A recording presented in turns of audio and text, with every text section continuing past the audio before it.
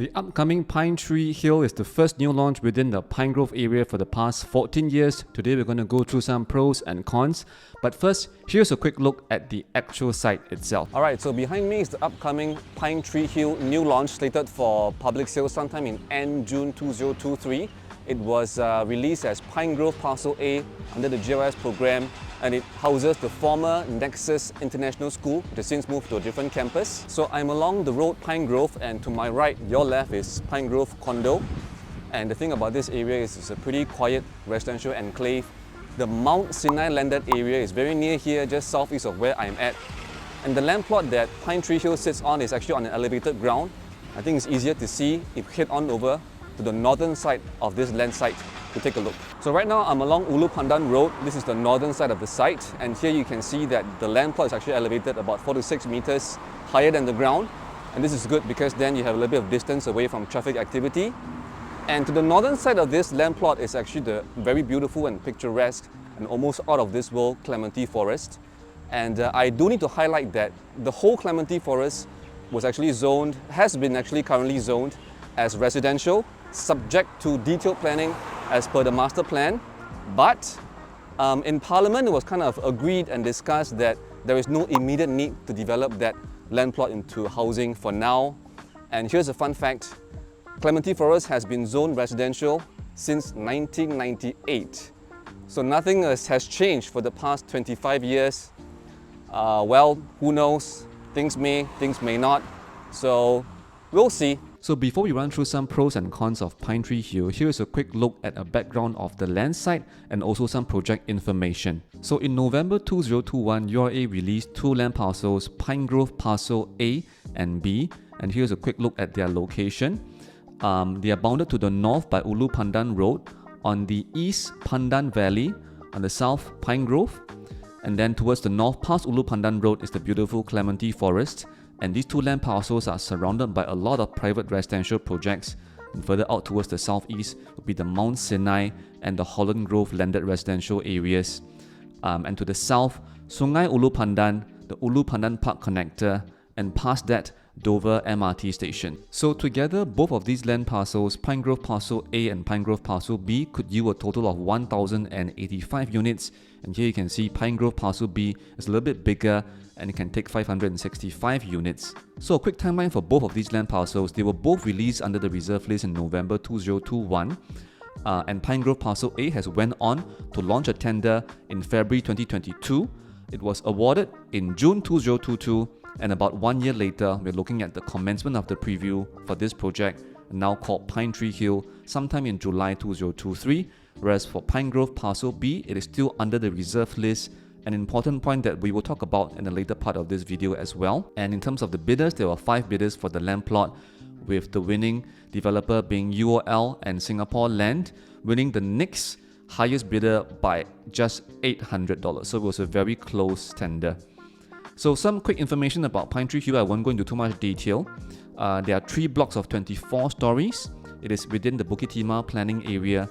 There will be 520 units with 416 car park lots at 80% provision, and expected NOVP September 2027. So for the unit sizes, there will be 1 bedroom plus study all the way to 5 bedroom premium units, with 2 bedroom units being the most of the whole project at 43%.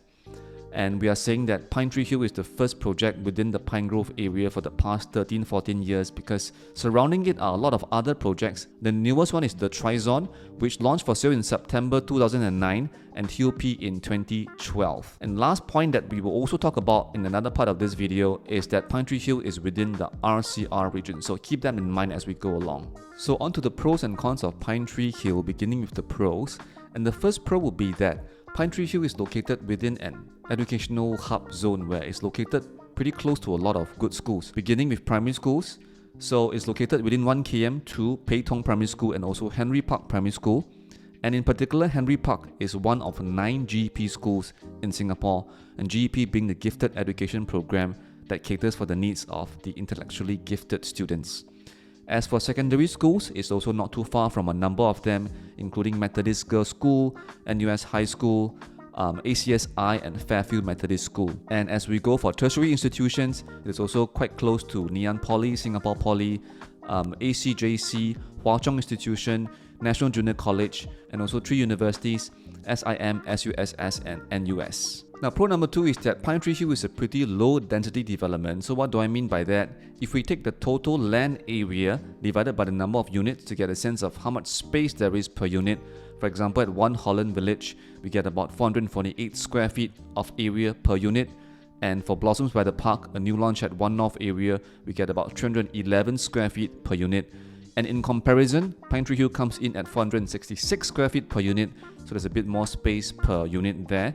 And not just that, from our understanding of the site plan, we know that the landscape area accounts for about 88% of the total land area, whereas the building's footprint takes up only 12%, so there's a lot more space within the compound for the residents to use and enjoy. And pro number 3 would include some upcoming transformations, including an MRT station and also a few to-be developed land parcels. So first, beginning with an upcoming MRT station, and that's the Maju station, part of the Cross Island Line, slated for opening in 2032, although some distance away from the actual Pinetree Hill site, but still it will help to improve connectivity and accessibility of the general area. Next, remember that there is this Pine Grove Parcel B that's still under the reserve list right beside Pinetree Hill's site. Looking at how close the bid competition was for Pine Grove Parcel A, there is every reason to believe that there will also be close competition for Parcel B as well, and that means sustained bid prices and sustained property prices moving forward. Third, one of the best things about the Pinetree Hill's location is that it's surrounded by a lot of large greenery and vegetation, including the 𝗝𝗏𝗲𝗏 Forest, Maju Forest, Clementi Forest, the Old Holland Road Big Field, and also Greenleaf Forest. And the thing about all of these patches of greenery is that they are actually all zoned as residential in the URA master plan, especially Holland Plain, accommodating up to 2,500 private residential units. And what this means is that there's a lot more opportunities for land bids to come in and a lot more support for land prices and bid prices for first movers of today. So now onto the cons of Pinetree Hill, and the number 1 con would be that it's not located that near to an MRT station. So from Pinetree Hill's location to its nearest MRT at Dover, you can walk over and it's down along Pandan Valley Road through Mount Sinai and along the park connector across Sungai Ulu Pandan before you reach Dover MRT station, and that's about a 10 to 12 minute walk there. Fortunately, there will be a 1-year free round-trip shuttle bus from the development to Holland Village and also Buona Vista MRT stations. And for con number 2, Pinetree Hill really isn't that near to many amenities. The nearest shopping malls like Bukit Timah Plaza and Clementi Mall are at least a 5 to 6 minute drive away, and the nearest eateries are also about a 3 to 4 minute drive away. Fortunately, within the area, there is a convenience store inside Pandan Valley Condo. This is just beside Pinetree Hill. And if you walk down along Mount Sinai Drive, past the landed residential homes, you'll be able to access 16 retail shops at Park Suites, another new launch within the general area. Now, as for con number 3, this is a trait that's commonly shared across new launches in general. Pinetree Hill is going to be what is called a price maker project within the region that it is in. Now, what do I mean by this? If we take a look at the surrounding residential projects, there are about 16 of them, with the most recent one being the Trizon, which TOP in 2012. And if we plot out the prices of the 6 immediate condos around Pinetree Hill, that includes Pine Grove, Pandan Valley, Ridgewood, Astor Green, Cavendish Park, and the Trizon, with 2 of them being freehold and 1 being 999 years, the highest per square foot done so far is at Trizon, 2,092 per square foot.